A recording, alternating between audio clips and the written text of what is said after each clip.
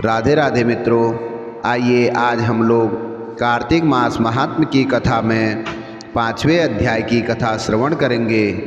राजा पृथु बोले, हे मुनि जी, आपने कार्तिक मास और माघ मास का विस्तृत फल कहा। अब इसके विधिवत स्नान की विधि, नियम और उद्यापन की विधि भी आप हमसे कहिए। नारद जी ने कहा कि आप विष्णु भगवान के अंश से उत्पन्न हुए हैं, अतएव यह बात आपको मालूम ही है। तथापि मैं यथोचित विधान आपसे कहूँ, उसे सावधान होकर मन लगाकर सुनिए। आश्विन मास के शुक्ल पक्ष एकादशी से शुद्ध होकर कार्तिक मास का व्रत करना चाहिए। इस व्रत को करने वाला सर्वदा रात्रि के चौथे पहर में उठे, जल का पात्र लिए हुए गांव के बाहर पूर्व अथवा उत्तर दिशा को जावे।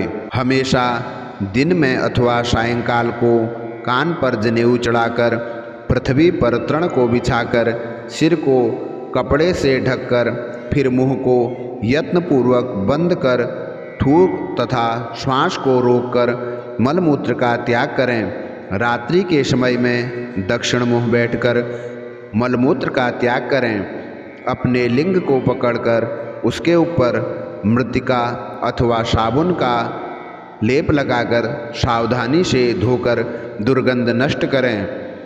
तब शौच क्रिया पूर्ण करें।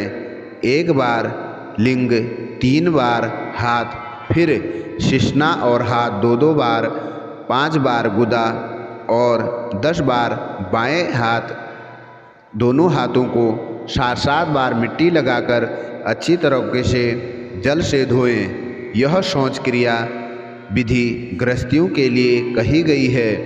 ब्रह्मचारियों को इससे दुगनी और वानप्रस्थ के लिए इससे तिगुनी और संन्यास के लिए चौगुनी अधिक शुद्धि करनी चाहिए। जो शुद्धि की विधि दिन में कही गई है, उससे आधी शुद्धि रात को होनी चाहिए।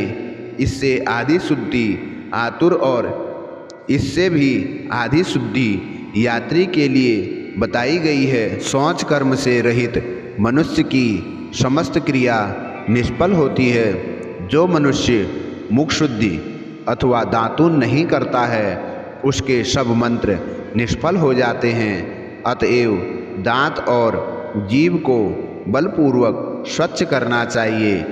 हे वनस्पति, तू आयु, बल, कीर्ति, तेज, प्रभा, पशु, संपत्ति, ब्रह्मज्ञान, बुद्धि, विद्या हमको दे, यह मंत्र कहकर दातून वृक्ष से ग्रहण करें।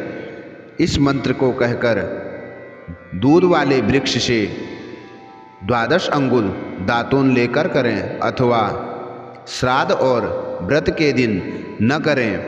प्रतिपदा, अमावस्या, नवमी, छठ, रविवार, चंद्र और सूर्य ग्रहण को दंत धावन कदापि नहीं करना चाहिए। कटीले पेड़, कपास, पीपल, रेड़ और निर्गंध वृक्षों का दातून भी नहीं करना चाहिए। तत्पश्चात फूल, माला, चंदन और पान इत्यादि पूजन सामग्री लेकर प्रसन्न मन से भक्तिपूर्वक विष्णु भगवान अथवा शिवजी के मंदिर में जाएं। वहाँ देवताओं को अर्घ्य, आचमनी आदि वस्तु से अलग अलग पूजन कर प्रार्थना तथा प्रणाम करना चाहिए और नृत्यादि मंगल कृत्य करें तथा ताल, वेणु, मृदंग आदि को बजावें, गावें और नर्तकों के साथ नाचें। फिर माला, चंदन, तांबूल आदि से उन गायकों का भी पूजन करें जो गाने के लिए आए हों, क्योंकि देवस्थान में गाने वाले भी साक्षात विष्णु भगवान की मूर्ति ही हैं। ये लोग सतयुगादि में विष्णु भगवान को तपस्या, योग और दान द्वारा प्रसन्न करते थे, किंतु कलयुग में अनुराग सहित भगवत गुणगान ही भगवान को प्रसन्न करने के लिए प्रधान माना गया है। हे राजन, मैंने एक बार विष्णु भगवान से पूछा था कि आप अधिकतर कहाँ रहते हैं। यह सुनकर विष्णु भगवान ने कहा, नाहं वसामि वैकुंठे योगिना हृदयेन च मद्भक्ता यत्र गायन्ते तत्र तिष्ठामि नारदः। हे नारद, न तो मैं वैकुंठ में वास करता हूँ और न योगियों के हृदय में वास करता हूँ, अपितु जहाँ मेरे भक्त मेरा गुणगान करते हैं वहाँ मैं अवश्य रहता हूँ। जो प्राणी चंदन मालादिकों से हमारे भक्तों का पूजन करते हैं उसे मुझे जैसी प्रीति होती है वैसी प्रीति मेरे पूजन से भी नहीं हो सकती। जो मूर्ख पुराणों की कथा तथा मेरे भक्तों का कीर्तन सुनकर उसकी निंदा करते हैं वो मेरे शत्रु सदृश हैं।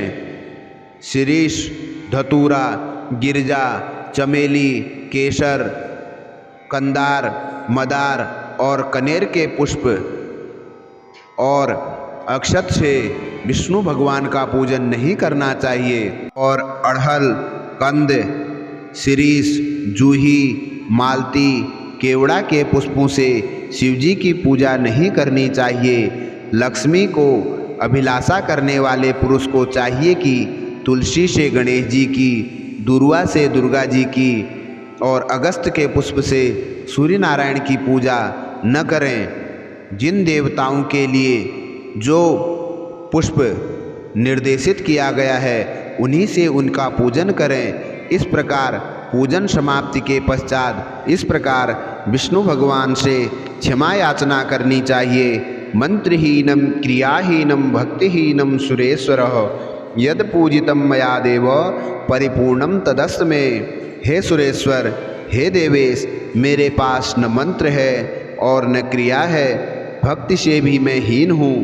जो कुछ भी आपको पूजा मैंने की है आप हमारी उस पूजा को पूर्ण करें। इतना करने के बाद परिक्रमा करके दंडवत प्रणाम कर पुनः क्षमा प्रार्थना करें। गायन, कीर्तन आदि करना चाहिए।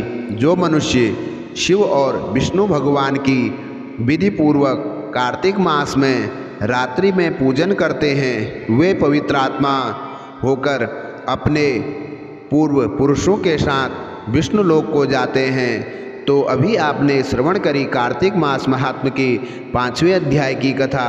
इससे आगे की कथा आप श्रवण करेंगे 6ठे अध्याय में। जय श्री राधे, जय श्री कृष्णा।